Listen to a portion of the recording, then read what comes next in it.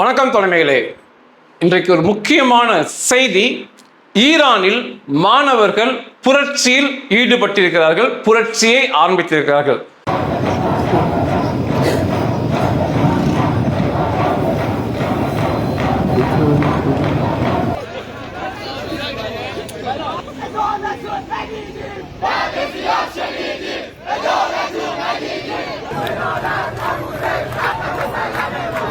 இன்னைக்கு சனிக்கிழமை ஒரு முக்கியமான சோர்ஸ் செய்தி நிறுவனம் மூலம் இந்த செய்தி கிடைச்சிருக்கு.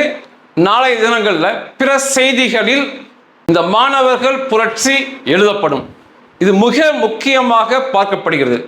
இன்னைக்கு ஈரானில் இணையதள சேவை, இன்டர்நெட் சேவை என்பது ஒரு சில கட்டுப்பாடுகளுக்குள் மக்களுக்கு கொடுக்கப்படுகிறது. இன்னைக்கு அந்த சேவையை பயன்படுத்தி அந்த மாணவர்கள் புரட்சியை ஆரம்பித்திருக்கிறாங்க. ஈரானுடைய தலைநகர் டெஹ்ரான்ல, இஸ்பகான் பகுதிகளில், கர்மன்சா பகுதிகள் உட்பட 15 இடங்கள்ல மாணவர்கள் புரட்சியில் ஈடுபட்டிருக்காங்க. அவங்க என்ன சொல்றாங்க அப்படின்னா, இந்த அரசு கல்வியில் மிகப்பெரிய சீர்திருத்தம் கொண்டு வர வேண்டும் மற்றும் கல்வியில அநேக குளறுபடிகள் இருக்குன்னு சொல்லி மாணவர்கள் இந்த புரட்சியை கையில் எடுத்திருக்காங்க. இது என்ன காட்டுது அப்படின்னா, இந்த புரட்சி யாருமே எதிர்பார்க்கல. அமெரிக்கா ஒரு திட்டம் வகுத்து அதுக்கு பின்னால போயிட்டு இருக்காங்க. இஸ்ரேல் ஒரு திட்டம் வகுத்து அதுக்கு பின்னால போயிட்டு இருக்க சமயத்துல, ஈரான் ஒரு திட்டம் வகுத்து போயிட்டு இருக்க சமயத்துல இந்த மாணவர்கள் தன்னார்வ புரட்சி மிகப்பெரிய ஒரு மாறுதலை கொண்டு வரலாம்.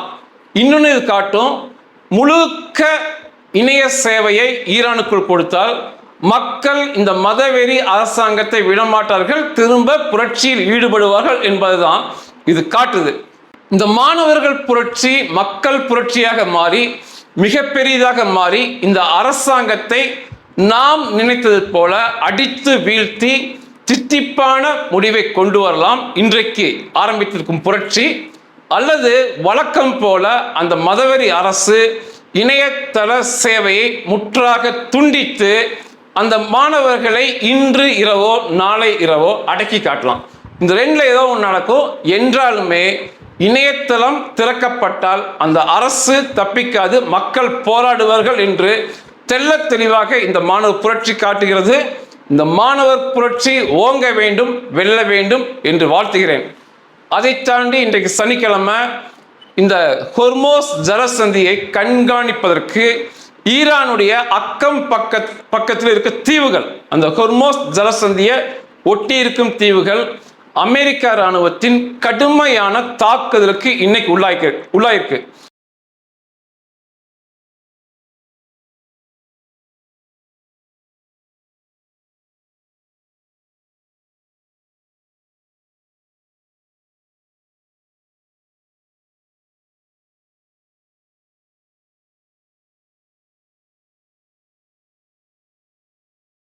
சனிக்கிழமை ஈரானுக்கு இது கெட்ட நாள் சொல்லலாம். இந்த புரட்சி எங்க வேணாலும் கொண்டு செல்லலாம். அதான் இந்த சனிக்கிழமை கெட்ட நாள் என்று சொல்றேன்.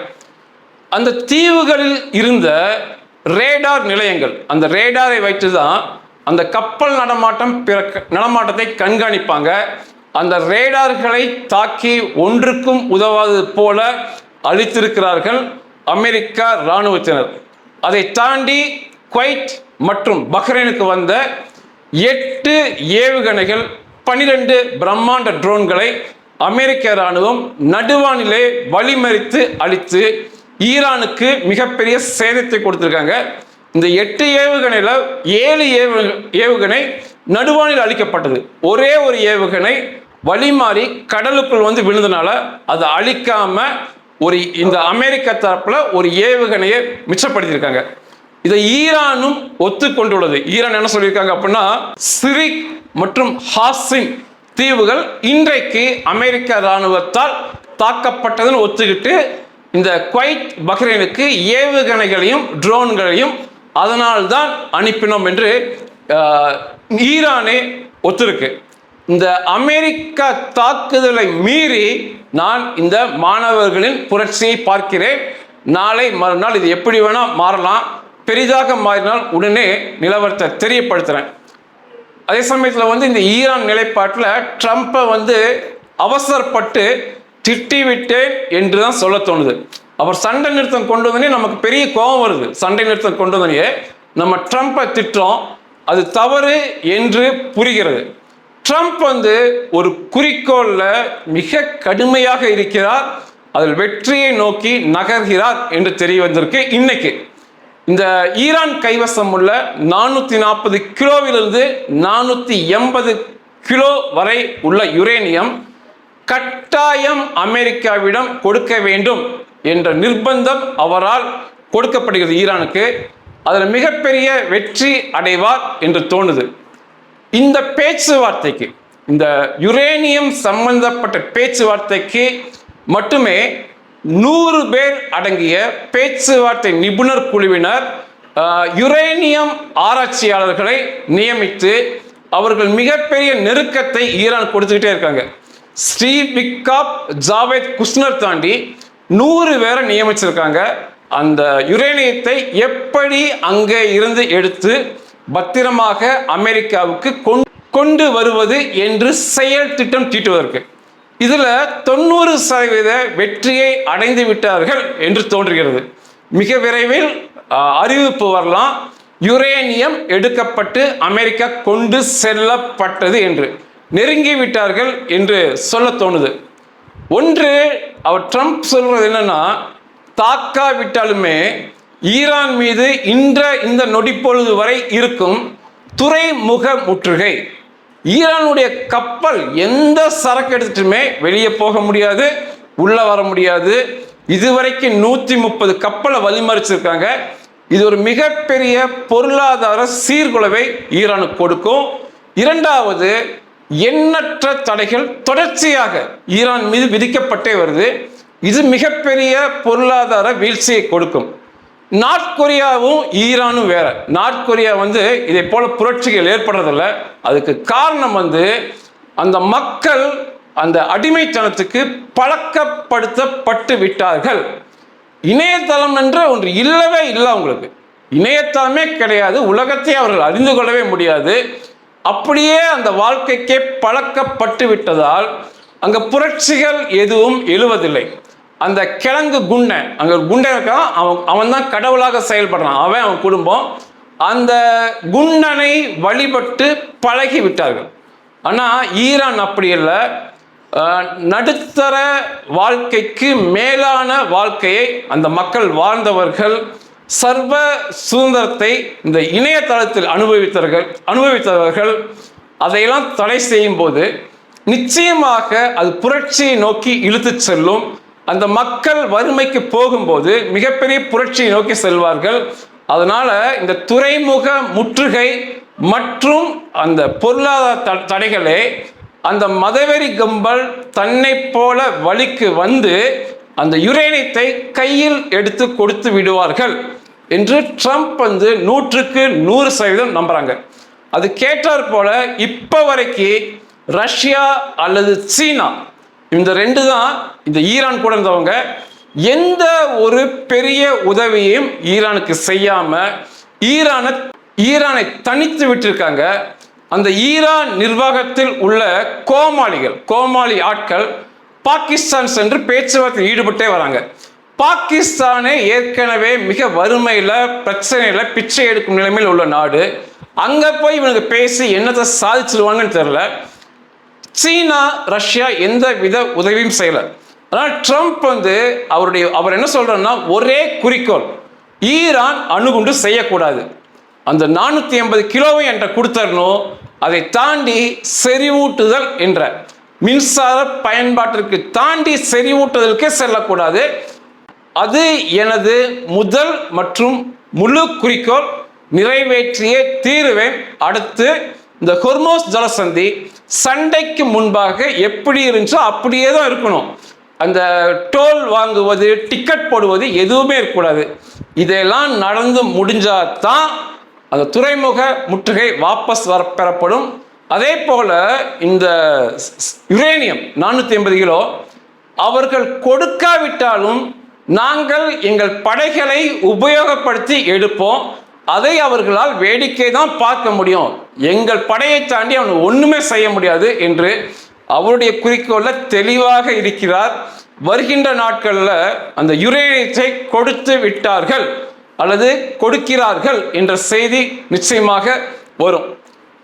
இதை தாண்டி இஸ்ரேல் அவங்க ஒரு தனியா மிகப்பெரிய ஈரானுடைய ஆட்சியாளர்கள் வயிற்றில் புலியை கரைத்து கொண்டிருக்காங்க. அவங்க ஒரு பக்கம். இப்ப என்ன செய்திகள் வந்திருக்குன்னா, அமெரிக்காவிடம் எதுவும் பெரிதாக ஒப்புதல் பெறாம ஹமாஸ் பயங்கரவாதிகளிடம் பிடுங்கப்பட்ட ஆயுதங்கள் மற்றும் இசபுல்லா பயங்கரவாதிகளிடம் கைப்பற்றப்பட்ட ஆயுதங்கள் மற்றும் இஸ்ரேலுடைய ஆயுதங்கள் அப்படியே மொசாத் மூலமாக ஊடுருவி இந்த ஈரானுக்கு எதிராக செயல்படும் குர்தீஸ் படை வீரர்களுக்கு கையில் கொடுக்கப்பட்டு அவர்களுக்கு தேவையான பயிற்சியும் கொடுக்கப்பட்டு அவர்கள் தயார் நிலையில் தான் இருக்காங்க. துருக்கியோடைய அதிபருடைய வற்புறுத்தலால் தான் இந்த குர்தீஸ் படைகள் ஈரானுக்குள் நுழையல. நீண்ட நாட்கள் அவர்களை கட்டுப்படுத்த முடியாது. ஏன்னா மொசாத் தொடர்ச்சியாக அந்த குர்தீஸ் குழுக்களுக்கு எங்கெல்லாம் இருக்காங்களோ அவங்களுக்கு ஆயுதங்களை கொடுத்து பயிற்சிகளை கொடுத்து அவர்களை ஈரானுக்குள் நுழைந்து தாக்குவதற்கு ஆயத்தப்படுத்தி கொண்டே இருக்காங்க. தினம் தினம் தினம் அது ஒரு எண்ணிக்கையில சேரும்போது ஈரான் மீது குர்தீஸ் படை வீரர்கள் தாக்குதல் ஆரம்பிக்கும். அவர்கள் தற்கொலை வீரர்கள் போல தாக்குதல் நடத்துவார்கள் சொல்லி இப்போ ஒரு இந்த தகவல் கசிஞ்சிருக்கு. அதை தாண்டி ஈரானை ஒட்டிய நாடு அஜர்பைஜான். அஜர்பைஜானும் இஸ்லாமிய நாடு தான், ஆனா இஸ்ரேலுக்கு மிகப்பெரிய நட்பு நாடு. இஸ்ரேலுடைய எரிவாயு இந்த எரிபொருள் தேவையை 80% சந்திக்கும் நாடு அஜர்பைஜான். அஜர்பைஜான் சத்தமே இல்லாம கச்சா பொருட்கள் இஸ்ரேலை நோக்கி வந்துருது. அந்த அஜர்பைஜான் இஸ்ரேலுக்கு முக்கியமான நாடு, இஸ்ரேல் அஜர்பைஜானுக்கு முக்கியமான நாடு. அஜர்பைஜான் ஈரானை ஒட்டி இருக்கு. இஸ்ரேல் சிறப்பு அனுமதி பெற்று அஜர்பைஜான்ல இஸ்ரேலுடைய இராணுவ தளத்தை அமைக்க போகிறார்கள் என்ற தகவல் நேற்று கசிந்திருக்கு. இது ஒரு மிகப்பெரிய ஒரு பயத்தை ஈரானுக்கு கொடுத்திருக்கு. தொடர்ச்சியா ஈரானை நெருக்கிறது புரிய வருது. ஈரான்ல கப்பற்படை முற்றுகை, துறைமுக முற்றுகை அமெரிக்காவால். தினம் தினம் அமெரிக்கா ஏதாவது சாக்க சொல்லி ஈரானை தாக்கிட்டே இருக்காங்க. கடந்த வாரம் பூரா தினம் தினம் ஈரானை தாக்கி இருக்காங்க. குர்தீஸ் படை வீரர்கள் ஒரு பக்கம் தயாராகிறாங்க, ஒரு பக்கம் அஜர்பைஜானுக்குள்ள இஸ்ரேல் இராணுவ தளம் அமைய இருக்கு. இதெல்லாம் பார்க்கும்போது ஈரான் சுற்றி நெருக்கப்பட்டு வருகிறது. அவர்கள் அந்த 480 கிலோ யுரேனியத்தை தன்னை போல கொடுத்து விடுவார்கள் என்று புரிய வந்தது. அதை தாண்டி இந்த மாணவர்களுடைய இன்றைய புரட்சி நிச்சயமாக நாளை மறுநாள் விடுமுறை தினங்கள் பெரிய அளவில் சென்றால் அந்த ஆட்சியாளர்கள் அடித்து விரட்டப்படுவார்கள், அந்த IRGC பேடிகள் கொல்லப்படுவார்கள். நாம் விரும்பும் தித்திப்பான முடிவு வரும். இந்த மாணவர்கள் புரட்சி இப்பதான் செய்திகள் வந்துகிட்டு இருக்கு. இனி சர்வதேச அளவில் இது மிகப்பெரிய அளவில் வரும். இது ஒரு மிகப்பெரிய திருப்பு முனையாக இன்றைய தினத்தில் பார்க்கப்படுகிறது. நன்றிகள்.